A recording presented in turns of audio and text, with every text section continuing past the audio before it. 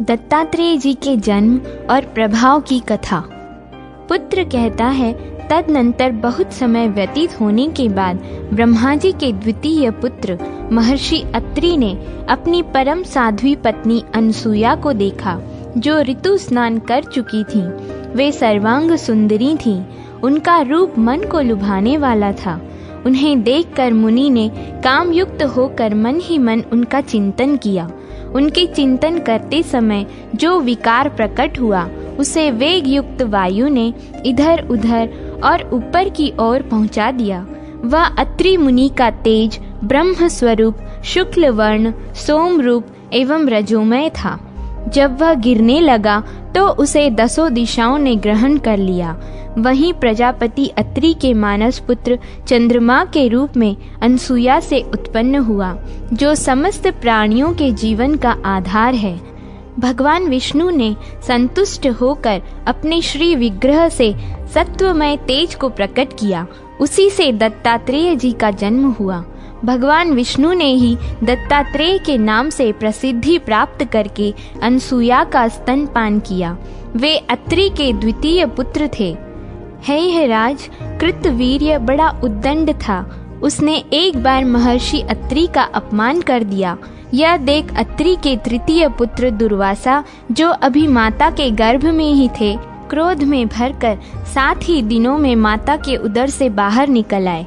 गर्भवास जनित महान आयास तथा पिता के अपमान जनित दुख और अमर्ष से युक्त होकर वे हेयराज को तत्काल भस्म कर डालने को उद्यत हो गए थे। वे तमोगुण के उत्कर्ष से युक्त साक्षात भगवान रुद्र के अंश थे।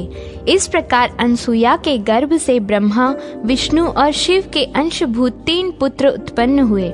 चंद्रमा ब्रह्मा के अंश से हुए थे। दत्तात्रेय श्री विष्णु भगवान के स्वरूप थे और दुर्वासा के रूप में साक्षात भगवान शंकर ने ही अवतार लिया था। देवताओं के वरदान देने के कारण ये तीनों देवता वहां प्रकट हुए थे। चंद्रमा अपनी शीतल किरणों से तृण, लता, वल्ली, अन्न तथा मनुष्यों का पोषण करते हैं और सदा स्वर्ग में रहते हैं। वे प्रजापति के अंश हैं। दत्तात्रेय दुष्ट दैत्यों का संहार करके प्रजा की रक्षा करते हैं। वे शिष्ट जनों पर अनुग्रह करने वाले हैं। उन्हें भगवान विष्णु का अंश जानना चाहिए। दुर्वासा अपमान करने वाले को भस्म कर डालते हैं। वे शरीर, दृष्टि, मन और वाणी से भी उद्धत स्वभाव के हैं और रुद्र भाव का आश्रय लेकर रहते हैं। इस प्रकार प्रजापति महर्षि अत्रि ने स्वयं ही चंद्रमा को प्रकट किया। श्री विष्णु रूप दत्तात्रेय जी योगस्थ रहकर विषयों का अनुभव करने लगे। दुर्वासा अपने पिता माता को छोड़कर उन्मत्त नामक उत्तम व्रत का आश्रय ले पृथ्वी पर विचरने लगे। कुछ काल बीतने के पश्चात जब राजा कृतवीर्य स्वर्ग को पधारे और मंत्रियों, पुरोहितों तथा पूर्ववासियों ने राजकुमार अर्जुन को राज्याभिषेक के लिए बुलाया, तब उसने कहा, मंत्रियों, जो भविष्य में नरक को ले जाने वाला है, वह राज्य में नहीं ग्रहण करूंगा। जिसके लिए प्रजाजनों से कर लिया जाता है, उस उद्देश्य का पालन न किया जाए तो राज्य लेना व्यर्थ है। वैश्य लोग अपने व्यापार से होने वाली आय का 12वां भाग राजा को इसलिए देते हैं कि वे मार्ग में लुटेरों द्वारा लूटे न जाएं। राजकीय अर्थ रक्षकों के द्वारा सुरक्षित होकर वे वाणिज्य के लिए यात्रा कर सकें। ग्वाले, घी और तक्र आदि का तथा किसान अनाज का 6ठा भाग राजा को इसी उद्देश्य से अर्पण करते हैं। यदि राजा वैश्यों से संपूर्ण आय का अधिकांश भाग ले तो वह चोर का काम करता है। इससे उसके इष्ट और पूर्त कर्मों का नाश होता है। यदि राजा को कर देकर भी प्रजा को दूसरी वृत्तियों का आश्रय लेना पड़े, उसकी रक्षा राजा के अतिरिक्त किन्हीं अन्य व्यक्तियों द्वारा हो, तो उस अवस्था में कर लेने वाले राजा को निश्चय ही नरक में जाना पड़ता है प्रजा की आय का जो छठा भाग है उसे पूर्व काल के महर्षियों ने राजा के लिए प्रजा की रक्षा का वेतन नियत किया है। यदि चोरों से वह प्रजा की रक्षा न कर सका तो इसका पाप राजा को ही होता है। इसलिए यदि मैं तपस्या करके अपनी इच्छा के अनुसार योगी का पद प्राप्त कर लूं, तो मैं पृथ्वी के पालन की शक्ति से युक्त एकमात्र राजा हो सकता हूँ। ऐसी दशा में अपने उत्तरदायित्व का पूर्ण निर्वाह करने के कारण मुझे पाप का भागी नहीं होना पड़ेगा। उसके इस निश्चय को जानकर मंत्रियों के मध्य में बैठे हुए परम बुद्धिमान वयोवृद्ध मुनि श्रेष्ठ गर्ग ने कहा, राजकुमार, यदि तुम राज्य का यथावत पालन करने के लिए ऐसा करना चाहते हो तो मेरी बात सुनो और वैसा ही करो। महाभाग दत्तात्रेय मुनि सह्य पर्वत की गुफा में रहते हैं। तुम उन्हीं की आराधना करो, वे तीनों लोकों की रक्षा करते हैं। दत्तात्रेय जी योग युक्त, परम सौभाग्यशाली, सर्वत्र समदर्शी तथा विश्व पालक भगवान विष्णु के अंश रूप से इस पृथ्वी पर अवतीर्ण हुए हैं। उन्हीं की आराधना करके इंद्र ने दुरात्मा दैत्यों द्वारा छीने हुए अपने पद को प्राप्त किया तथा दैत्यों को मार भगाया है। अर्जुन ने पूछा, महर्षि, देवताओं ने परम प्रतापी दत्तात्रेय जी की आराधना किस प्रकार की थी तथा दैत्यों द्वारा छीने हुए इंद्र पद को देवराज ने कैसे प्राप्त किया था? गर्ग ने कहा, पूर्व काल में देवताओं और दैत्यों में बड़ा भयंकर युद्ध हुआ था। उस युद्ध में दैत्यों का नायक जंभ था और देवताओं के स्वामी इंद्र। उन्हें युद्ध करते एक दिव्य वर्ष व्यतीत हो गया था। उसके बाद देवता हार गए और दैत्य विजयी हुए। विप्रचित्ति आदि दानवों ने जब देवताओं को परास्त कर दिया तब वे युद्ध से भागने लगे। अब उनमें शत्रुओं को जीतने का उत्साह न रह गया। फिर वे दैत्य सेना के वध की इच्छा से बृहस्पति जी के पास आए और उनके तथा वालखिल्य आदि महर्षियों के साथ बैठकर मंत्रणा करने लगे। बृहस्पति जी ने कहा, देवताओं, तुम अत्रि के तपस्वी पुत्र महात्मा दत्तात्रेय के पास जाओ और उन्हें भक्ति पूर्वक संतुष्ट करो। उनमें वर देने की शक्ति है। वह तुम्हें दैत्यों का नाश करने के लिए वर देंगे। तत्पश्चात तुम लोग मिलकर दैत्यों और दानवों का वध कर सकोगे। गर्ग ने कहा, उनके ऐसा कहने पर देवगण दत्तात्रेय के आश्रम पर गए और वहां लक्ष्मी जी के साथ उन महात्मा का दर्शन किया। सबसे पहले उन्होंने अपना कार्य साधन करने के लिए उन्हें प्रणाम किया, फिर स्तवन किया, भक्ष्य भोज और माला आदि वस्तुएं भेंट की। इस प्रकार वे आराधना में लग गए। जब दत्तात्रेय जी चलते तो देवता भी उनके पीछे पीछे जाते। जब वे खड़े होते तो देवता भी ठहर जाते और जब वे ऊंचे आसन पर बैठते तो देवता नीचे खड़े रहकर उनकी उपासना करते। एक दिन पैरों पर पड़े हुए देवताओं से दत्तात्रेय जी ने पूछा, तुम लोग क्या चाहते हो जो मेरी इस प्रकार सेवा करते रहते हो? देवता बोले, मुनिश्रेष्ठ, जंब आदि दानवों ने त्रिलोकी पर आक्रमण करके भूलोक और भुवलोक आदि पर अधिकार जमा लिया है और संपूर्ण यज्ञ भाग भी हर लिए हैं। अतः आप हमारी रक्षा के लिए उनके वध का विचार कीजिए।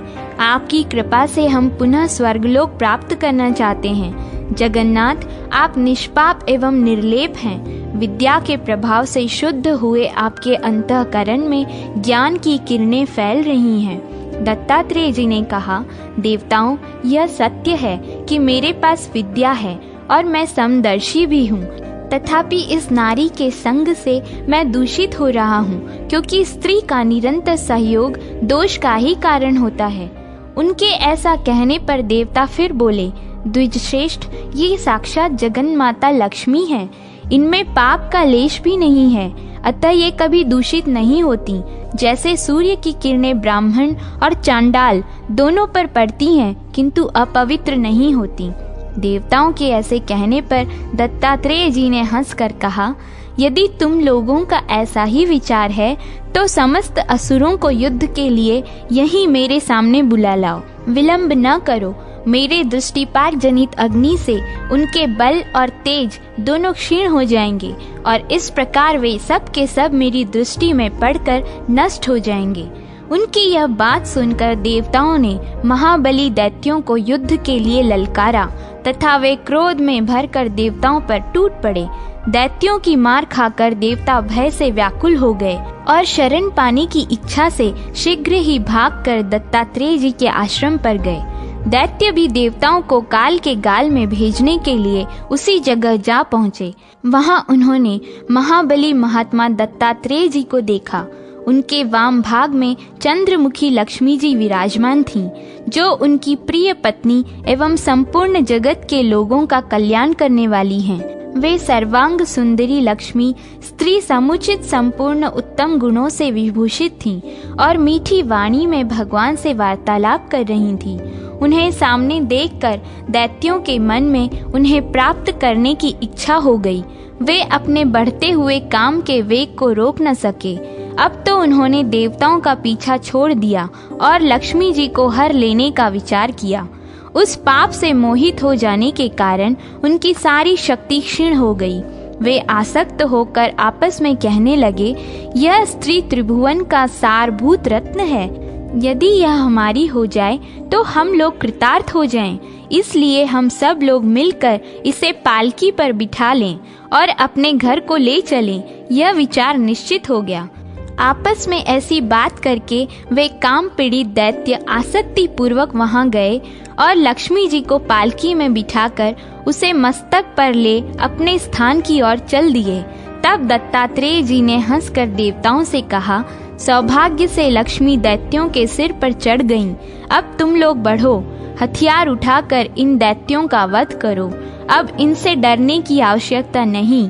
मैंने इन्हें निस्तेज कर दिया है तथा पराई स्त्री के स्पर्श से इनका पुण्य जल गया है, जिससे ये शक्तिहीन हो चले हैं। तदनंतर देवताओं ने नाना प्रकार के अस्त्र शस्त्रों से दैत्यों को मारना आरंभ किया। लक्ष्मी उनके सिर पर चढ़ी हुई थी, इसलिए वे नष्ट हो गए। इसके बाद लक्ष्मी जी वहां से महामुनि दत्तात्रेय के पास आ गईं। उस समय संपूर्ण देवता उनकी स्तुति करने लगे। दैत्यों के नाश से उन्हें बड़ी प्रसन्नता हुई थी। फिर परम बुद्धिमान दत्तात्रेय जी को प्रणाम करके देवता स्वर्ग में चले गए और पहले की भांति निश्चिंत होकर रहने लगे। राजन, यदि तुम भी इसी प्रकार अपनी इच्छा के अनुसार अनुपम ऐश्वर्य प्राप्त करना चाहते हो तो तुरंत ही उनकी आराधना में लग जाओ। गर्ग मुनि की यह बात सुनकर राजा कृतवीर्य ने दत्तात्रेय जी के आश्रम पर जाकर उनका भक्ति पूर्वक पूजन किया। वह उनके पैर दबाता, उनके लिए माला, चंदन, गंध, जल और फल आदि सामग्री प्रस्तुत करता, भोजन के साधन जुटाता और जूठन साफ करता। इससे संतुष्ट होकर मुनि ने कृतवीर्य से कहा, अरे भैया, तुम देखते हो मेरे पास यह स्त्री बैठी हुई है। मैं इसके उपभोग से निंदा का पात्र हो रहा हूँ, अतः मेरी सेवा तुम्हें नहीं करनी चाहिए। मैं कुछ भी करने में असमर्थ हूँ। तुम अपने उपकार के लिए किसी शक्तिशाली पुरुष की आराधना करो। उनके इस प्रकार कहने पर कृतवीर्य अर्जुन को गर्ग जी की बात का स्मरण हो आया। उसने दत्तात्रेय जी को प्रणाम करके कहा, देव, आप अपनी माया का आश्रय लेकर मुझे क्यों अपनी माया में डाल रहे हैं? आप सर्वथा निष्पाप हैं। इसी प्रकार ये देवी भी संपूर्ण जगत की जननी है। अर्जुन के यूं कहने पर भगवान ने संपूर्ण भूमंडल को वश में करने वाले महाभाग कृतवीर्य से कहा, राजन, तुमने मेरे गूढ़ रहस्य का कथन किया है, इसलिए मैं तुम पर बहुत संतुष्ट हूँ। तुम कोई वर मांगो। कृतवीर्य ने कहा, देव, यदि आप मुझ पर प्रसन्न हैं तो मुझे ऐसी उत्तम ऐश्वर्य शक्ति प्रदान कीजिए जिससे मैं प्रजा का पालन करूं और अधर्म का भागी न बनूं। मैं दूसरों के मन की बात जान लूं और युद्ध में कोई मेरा सामना न कर सके। युद्ध करते समय मुझे 1000 भुजाएं प्राप्त हों, किंतु वे इतनी हल्की हों जिससे मेरे शरीर पर भार न पड़े। पर्वत, आकाश, जल, पृथ्वी और पाताल में मेरी अबाध गति हो। मेरा वध मेरी अपेक्षा श्रेष्ठ पुरुष के हाथ से हो। यदि कभी मैं कुमार्ग में प्रवृत्त हूँ तो मुझे सन्मार्ग दिखाने वाला उपदेशक प्राप्त हो। मुझे श्रेष्ठ अतिथि प्राप्त हो और निरंतर दान करते रहने पर भी मेरा धन कभी क्षीण न हो। मेरे स्मरण करने मात्र से संपूर्ण राष्ट्र में धन का अभाव दूर हो जाए तथा आप में मेरी अनन्य भक्ति बनी रहे। दत्तात्रेय जी बोले, तुमने जो जो वरदान मांगे हैं वे सब तुम्हें प्राप्त होंगे। तुम मेरे प्रसाद से चक्रवर्ती सम्राट होगे। सुमति कहते हैं, तदनंतर दत्तात्रेय जी को प्रणाम करके अर्जुन अपने घर गया और समस्त प्रजा एवं अमात्य वर्ग के लोगों को एकत्रित करके उसने राज्याभिषेक ग्रहण किया। उसके अभिषेक के लिए गंधर्व, श्रेष्ठ अप्सराएं, वशिष्ठ आदि महर्षि, मेरु आदि पर्वत, गंगा आदि नदियां और समुद्र, पाकर आदि वृक्ष, इंद्र आदि देवता, वासुकी आदि नाग, गरुड़ आदि पक्षी तथा नगर एवं जनपद के निवासी भी आए। श्री दत्तात्रेय जी की कृपा से अभिषेक की सब सामग्री अपने आप जुट गई थी। फिर तो ब्रह्मा आदि देवताओं ने होम के लिए अग्नि को प्रज्वलित किया तथा साक्षात नारायण स्वरूप श्री दत्तात्रेय जी एवं अन्यान्य महर्षियों ने समुद्र और नदियों के जल से अर्जुन का राज्याभिषेक किया। राज सिंहासन पर आसीन होते ही हैय नरेश ने अधर्म के नाश और धर्म की रक्षा के लिए घोषणा कराई।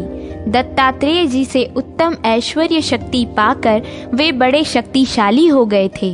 राजा की घोषणा इस प्रकार थी, आज से मुझको छोड़कर जो कोई भी शस्त्र ग्रहण करेगा अथवा दूसरों की हिंसा में प्रवृत्त होगा वह लुटेरा समझा जाएगा और मेरे हाथ से उसका वध होगा।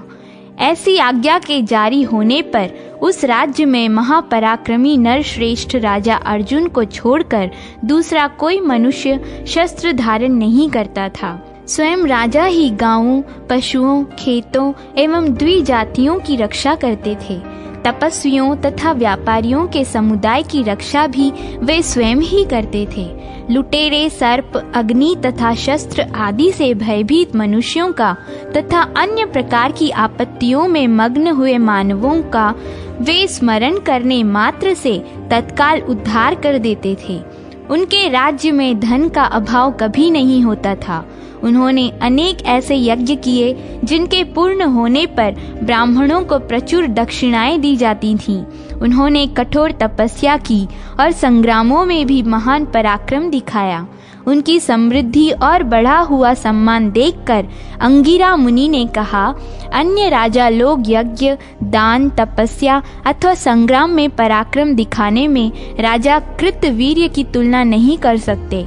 राजा अर्जुन ने जिस दिन दत्तात्रेय जी से समृद्धि प्राप्त की थी, उस दिन के आने पर वह उनके लिए यज्ञ करता था और सारी प्रजा भी राजा को परम ऐश्वर्य की प्राप्ति हुई देख उसी दिन एकाग्र चित्त से दत्तात्रेय जी का यजन करती थी।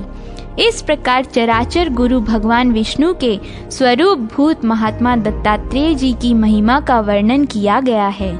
शंख, चक्र, गदा एवं शांग धनुष धारण करने वाले अनंत एवं अप्रमेय भगवान विष्णु के अनेक अवतार पुराणों में वर्णित हैं। जो मनुष्य उनके परम स्वरूप का चिंतन करता है वह सुखी होता है और संसार से उसका शीघ्र ही उद्धार हो जाता है। वे आदि अंत रहित भगवान विष्णु अधर्म के नाश और धर्म के प्रचार के लिए ही संसार की रक्षा और पालन करते हैं। अब मैं इसी प्रकार पितृभक्त राजश्री महात्मा अलर्क के जन्म का वृत्तांत बतलाता हूँ, क्योंकि दत्तात्रेय जी ने उन्हीं को योग का उपदेश दिया था।